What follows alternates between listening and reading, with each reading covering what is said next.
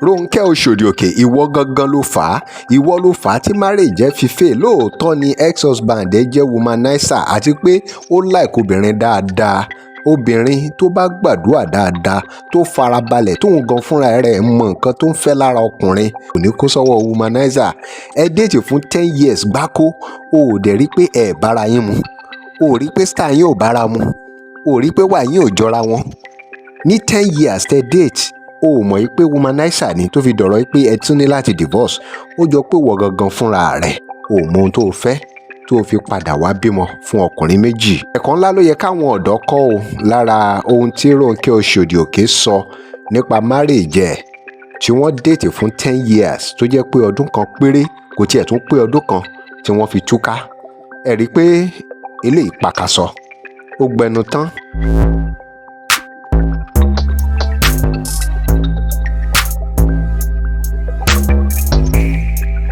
Welcome to Crossblocks TV. Remember to like, share and follow us.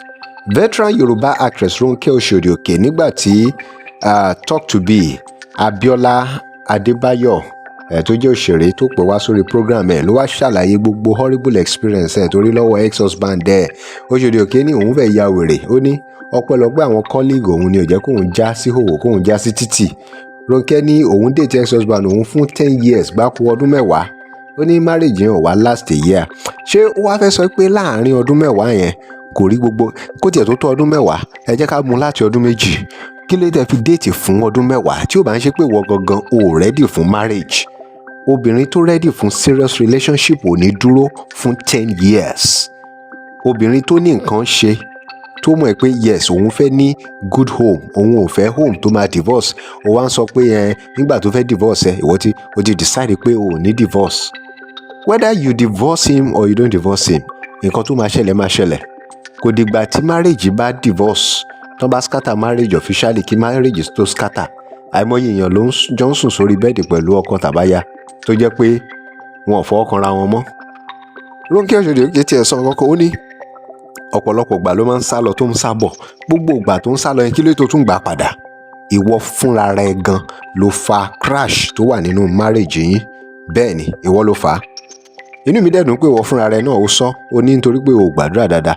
Yàtọ̀ sáàdúà ìwọ gan kí ni ó ní nǹkan kan tí ìwọ gan wá lára arákùnrin yẹn tẹ́ ẹ fi dúró fún 10 years tó wá ṣẹ̀ṣẹ̀ wá retí ìgbà tó máa fún ẹ ní divorce paper tó dẹ̀ sign ẹ̀.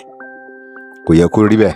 Ẹ̀kọ́ ńlá lélẹ́yìí jẹ́ fún àwọn ọmọbìnrin ọ̀ṣọ́rọ́ tó ṣẹ̀ṣẹ̀ ń dàgbà tó ń bọ̀ táwọn náà fẹ́ marry. Gbogbo àwọn nǹkan yìí ló yẹ kí a máa kọ́ àwọn ọmọbìnrin. Ó fọ́nrán yìí níbi tí Ronke Oshodi Oke ti sọ̀rọ̀ nípa gbogbo ohun tó ṣẹlẹ̀, àwọn nǹkan kan tó ṣẹlẹ̀ nípa marriage àti bí wọ́n ṣe divorce. My ex-husband was a nice person.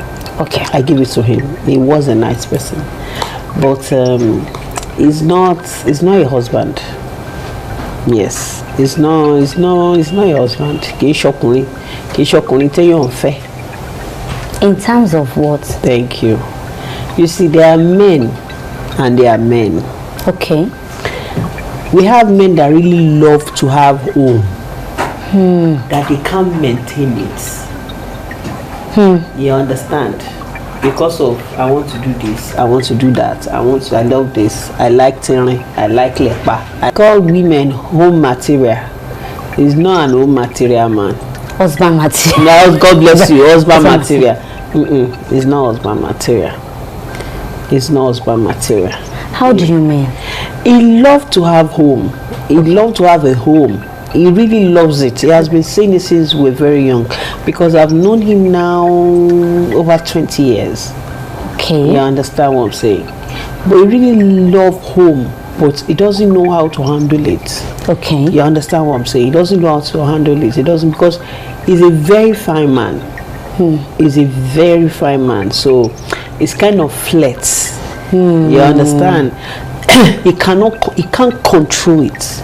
You understand? Women come for him. Yes, women come for him. He goes for women and stuff like. So he could not control it.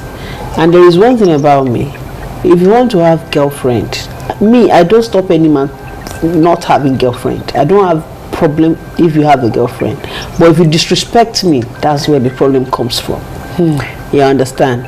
If you have a girlfriend far away from me, even if I'm hearing it only okay, ó ń gbé lọ́gbà, ó lọ ní girlfriends Oshodi, ó lọ ní girlfriends in Mushin, that's not my business. You understand? But ó ń gbé lọ́gbà, ó ní girlfriends in next street, ó ní girlfriends in, that is where the problem comes. You understand? And I told him, I advised. It's not as if I don't have my own flaws too. You understand what I'm saying? I'm not saying I'm an angel or I'm an angel. No, that's not what I'm saying. But you know, when something think about it, you attack it anyway to about it. You understand what I'm saying? So that's just it. I just feel like, man. And there's one thing about me. I don't like problem. I run away from problem. I don't like it at all. I don't like anything to disturb me. I don't want disturbance. That's me. So if anything comes to what disturb your peace. I don't want it. I don't want anything to disturb my peace. I don't want it.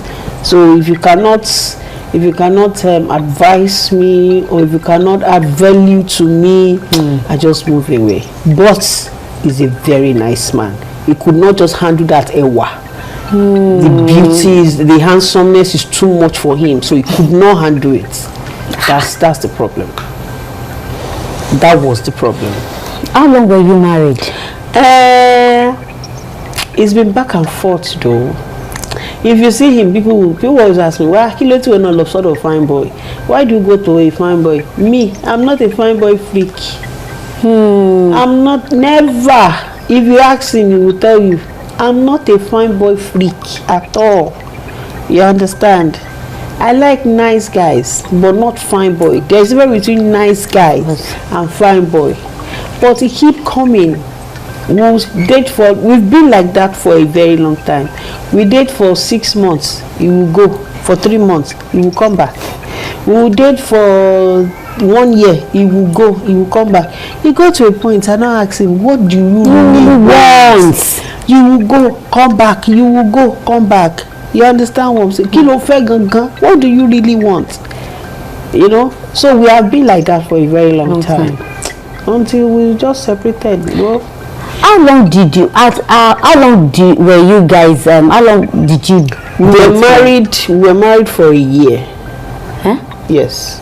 We stayed together for 1 year. We were separated for a very long time. No, wait though. We only married for a year. We were married, living together. Not even a year, close to a year.